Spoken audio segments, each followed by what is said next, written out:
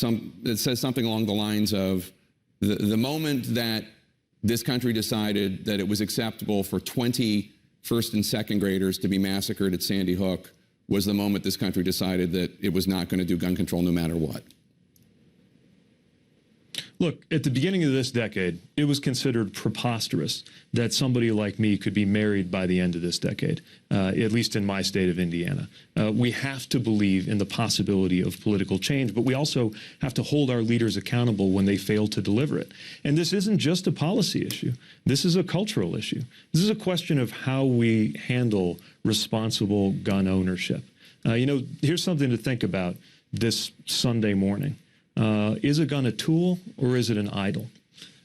You know, anytime I've carried or handled a weapon, whether it was in Afghanistan for self-defense or whether it was to go skeet shooting or hunting, I viewed it as a tool.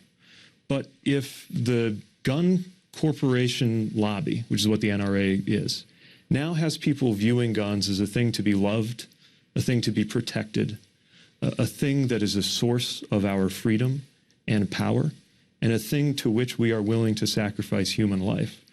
Isn't that the definition of a false god?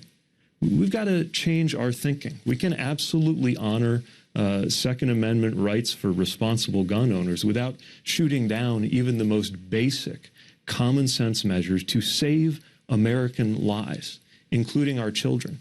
Or we can fail yet again. The choice is right in front of us. And the question is whether we're serious about this or not. We can't go on like this. I was part of what I feel like was the first generation where school shootings were routine. Now we've seen a second. Are we really going to allow there to be a third, or are we going to be proud of what we've done by 5, 10 years from now? You know, on the current track we're on, we already have more guns than people in this country. But they're saying by 2030, there'll be 130 million more guns on the street.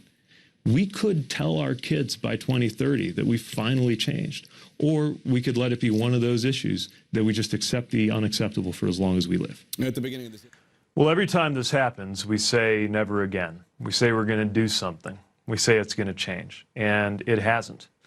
I've been thinking a lot about the fact that this same debate and this same cycle has been going on my entire adult life, and I'm wondering what it will take to get the sense of urgency, to get Washington to actually respond, especially when Americans, frankly, in both parties, want to see changes, at least some basic common sense measures on gun safety, not to mention the need to stand up to white nationalist terrorism. And we got to call that what it is if we're going to fight it. I wonder what it will take to deliver the sense of urgency. After Sandy Hook, we said surely after this. And time again, this has happened. At the end of the day, without political change, I don't know that we'll get the solutions we need, but if this doesn't do it, I don't know what will. One last question. The alleged shooter in El Paso could be facing the death penalty in Texas.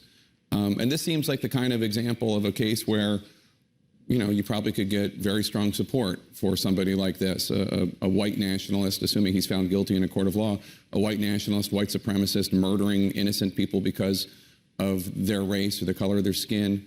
But you don't support capital punishment. Would you oppose it in this case as well?